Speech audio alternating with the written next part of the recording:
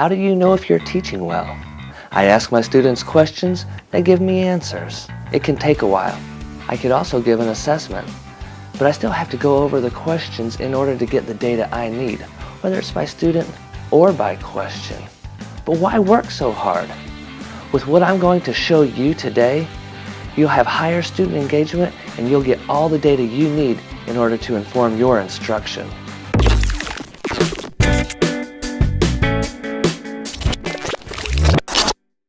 Today we are going to take a look at an incredible online app called Kahoot. This is an amazing tool, especially if you're a one-to-one school or you have a solid BYOD program. I use this tool in my classes to review and to do formative assessment. The main thing that makes this so fun and has every student involved is the gamification of it. You see, not only are you trying to get the right answer, but the quicker you answer, the more points you get. So not only are you trying to answer the question correctly, but you're also trying to win the game. This is one of the most engaging tools I've ever seen in my 20-year career as a teacher. I have students asking me almost daily if we can play Kahoot. I'm going to take you through a quick setup so you can get this going in your class tomorrow. First, you are going to go to getkahoot.com. From there you will see this screen and you can sign up for free. You're going to have to give your regular type of information like your name and email address that's your favorite and a password to go along with that. Since I already have an account, I will just go ahead and click sign in. And from this screen you can see that you can make a quiz, a discussion, or a survey. The way I use it in my classes is with the quiz button. So let me click here to show you how easy it is to set up a quiz. You start out by giving the quiz a name. So let's call this quiz a demo, since that's what I am doing. I'm demoing Kahoot for you today. Click on Go.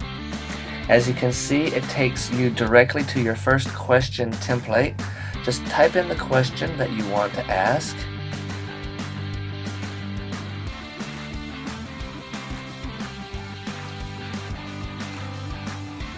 After you type in the question, you can add a picture or a video to help your students answer the question. I don't ever tell them that the picture goes with the question. Some figure it out, some don't. So let me choose a file and pick my picture. It will automatically upload for you. From there you can scroll on down to type in your answers that you want the students to choose from.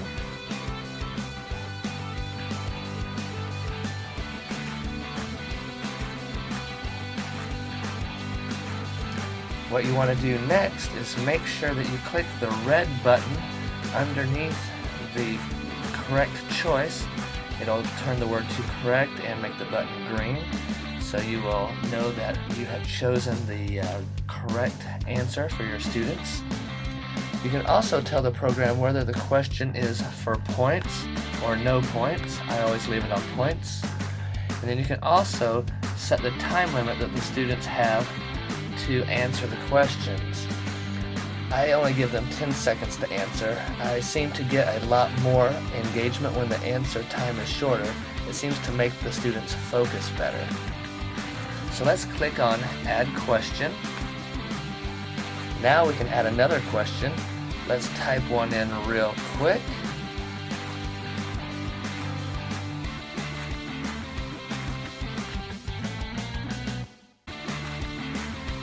So now we add your picture.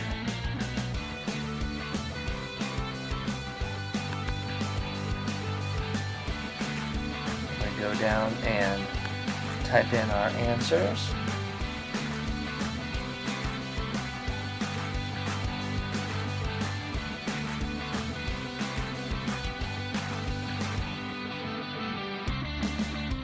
There's our answers. Oh yeah. If you want to only have 3 answers, you just need to click on the minus sign to the right of the answers. Let's do that so you can see what it looks like. There you go. Now we only have 3 answers. This function comes in handy, especially if you want to do true-false. Keep it set as a points question, and let's move it down to 10 seconds again. And let's not forget to give ourselves the correct answer. There we go. And now let's click on Save and Continue.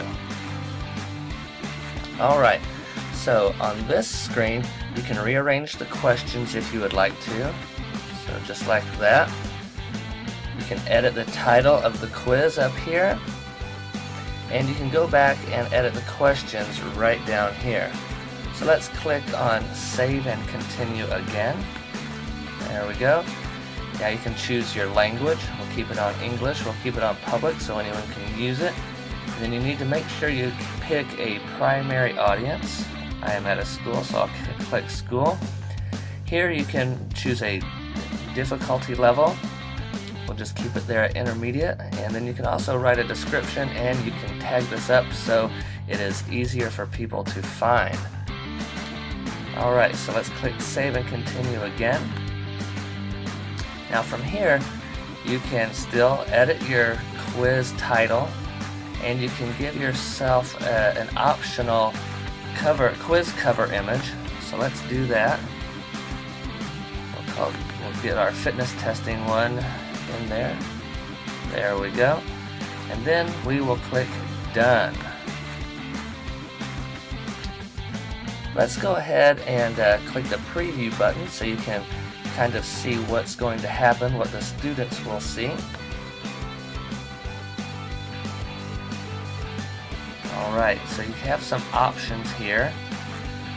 These basic options: display game pin throughout. I normally click yes over here so people can join in late. And I always show the minimized intro instructions. And that usually shows up in the lower left hand corner. Now I normally keep randomized the order of questions and answers marked as no. I don't really normally care if the questions come in any certain order or not. And then play music while waiting. I normally mark yes, so it gives us a little entertainment while we're waiting for people to join. Then you have some advanced options, which I normally don't use. There's this first one that says automatically move through the questions. Some people like to do that so they don't have to make each question go manually, but I like leaving that off so I can have discussion in between questions if I need to. So from there, you just click on Launch, and the kids use their tablets or their phones to join the game. So we have our phone over here, so we just have to click in the game pin area, then type in the game code. Let's turn down that volume a little bit. There we go.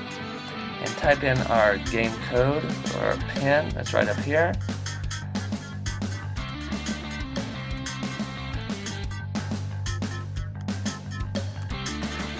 Then click enter. Then the students can click a nickname or make a nickname, and then click OK.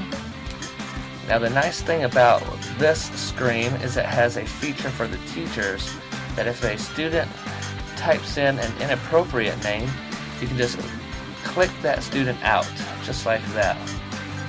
So then they have to go in and put in their game pin again.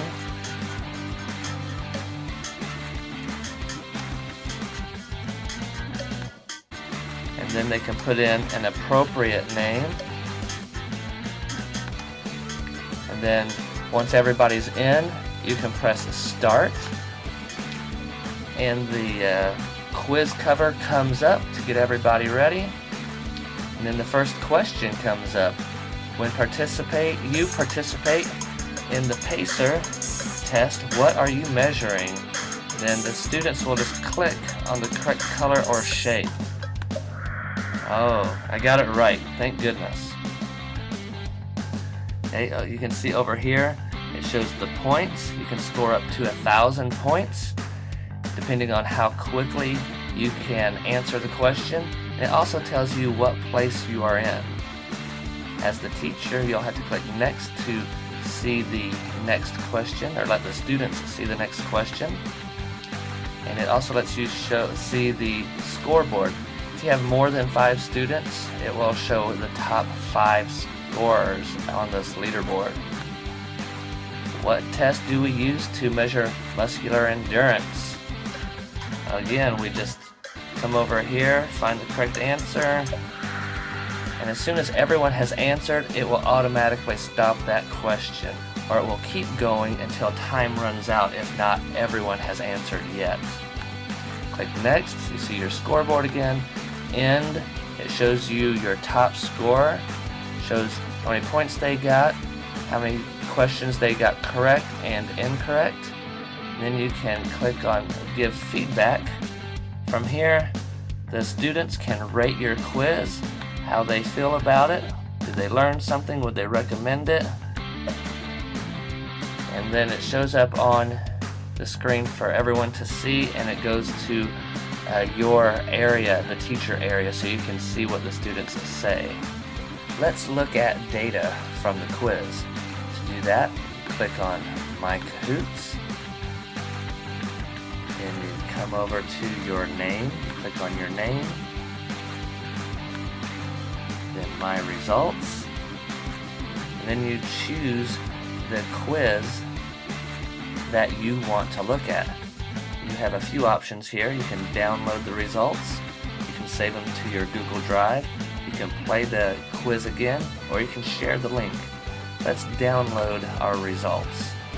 On this spreadsheet, you can see that the students' names are listed on the left, correct answers, the number of correct answers, the number of incorrect answers, and their total score.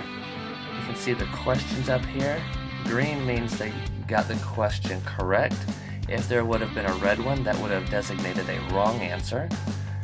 You can also see the total correct answers for the class down here.